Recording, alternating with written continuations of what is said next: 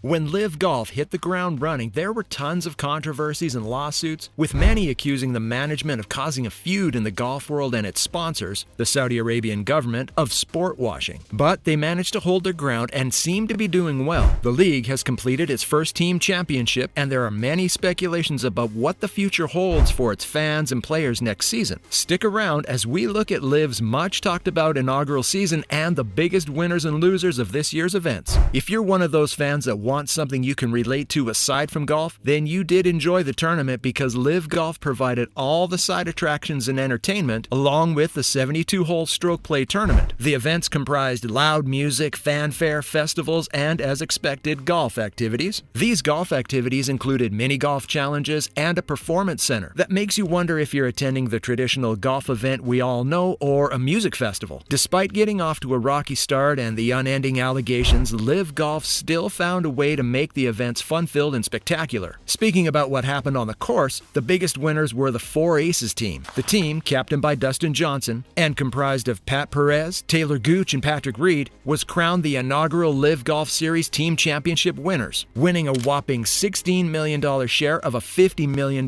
overall prize pot in Miami, Florida. Not bad for a golf tournament, right? DJ watched his season's final putt roll in as he pumped his right fist and awaited the beginning of the party. Another big celebration, another big payday too. He drove the green on the 370-yard par 4 16th to set up an easy birdie that created some breathing room. Reed birdied his very last hole to put the team ahead for good, and Four Aces GC secured the season-ending Liv Golf Team Championship, held at Trump National Doral, by one shot over Cameron Smith and Punch GC. Cam Smith, the Open winner, led Punch GC alongside Matt Jones, Mark Leishman, and Wade Ormsby to second place as the squad completed their rounds combined on 6 under par. Smith finished his individual round on 7 under par. Former world number 1, Brooks Koepka's Smash GC came in third, while South African Louis Oosthuizen's Stinger GC came a distant fourth. The other 8 teams were knocked out. The victory capped an epic earnings year for Dustin Johnson, by far the biggest money winner in Liv's first year, with $10,575,267 in individual earnings, in addition to $13,637,767 being his share from the team prizes,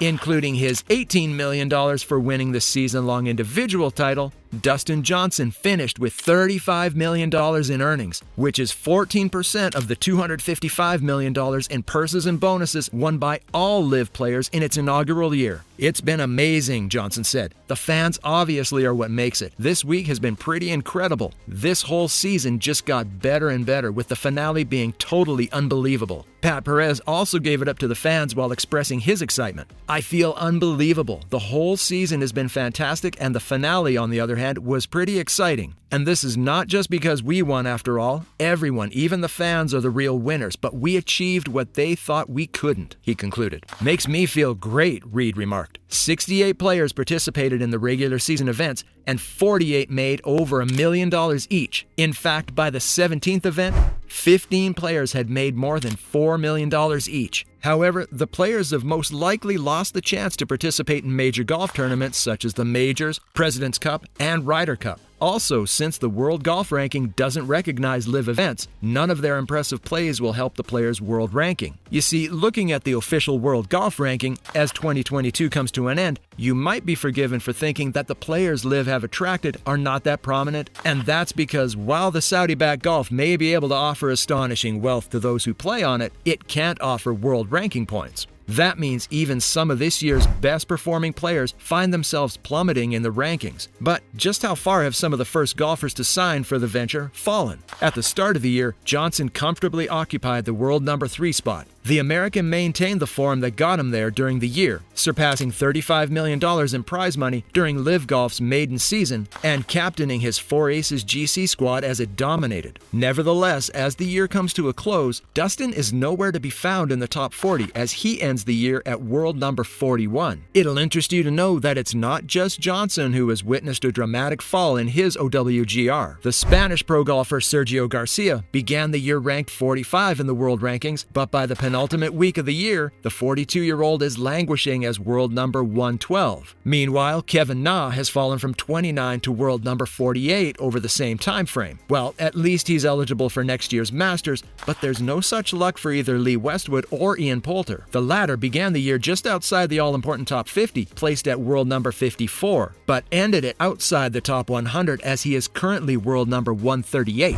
For former world number 1 Lee Westwood, the world ranking makes reading even more disturbing. Lee slipped from 37 in the world, comfortable enough to feel confident of earning a Masters invitation, to world number 156 with virtually no chance. Another Liv golfer who earned an invite to compete for the green jacket thanks to his world ranking is the South African pro golfer Louis Oosthuizen. It was more of a touch and go for a while though, until the 40-year-old secured a last gasp invite. Oosthuizen will finish the year ranked at world number 50, having started it at number 10. And how can we not mention Lefty, one of Liv Golf's original marquee signings? As a three-time Masters winner, the Big Phil can at least play at Augusta National next year, but he should be grateful he's not depending on his OWGR to do so, having dropped to world number 209 from world number 33 at the beginning of the year. Well, that's how the cookie crumbles. You lose some, you win some. Apparently, the players weren't the only winners, as the caddies had financially rewarding seasons as well. They all received a guaranteed $120,000 regardless of whether their players came first or last place. Many caddies felt more relaxed during the plays, connected better with the players, and enjoyed expense-free weekends. Thanks to Liv, all the caddies can dine and travel with their bosses without paying a dime. I think everyone's genuinely happy. It's been fun to see the smiles on people's faces, said Koepka at Trump National Doral.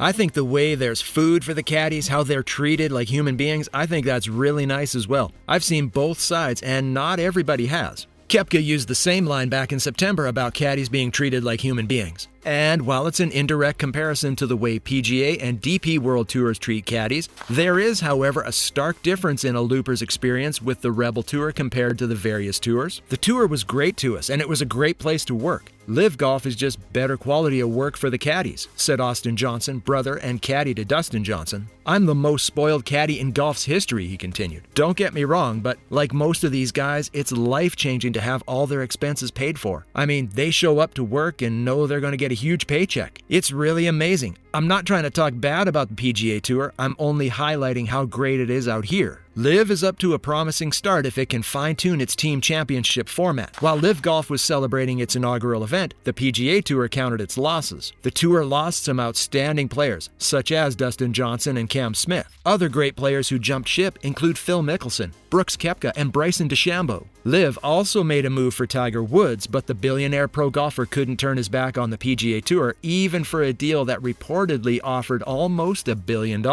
We are sure the PGA Tour is observing Liv Golf and taking notes. They had better get their acts together because they haven't seen the last of the Rebel League, especially with Greg Norman revealing they're on the prowl for 7 more players. Although he wasn't specific on who they are, American Xander Schauffele and Patrick Cantlay, along with Belgium's Thomas Pieters and veteran Adam Scott, are speculated to be on Liv's hit list. If the 7 targets switch allegiances, it will mean suspension from the US PGA Tour, with all Rebels having faced the same degree of punishment from the very moment they teed off in an event on the Rebel circuit.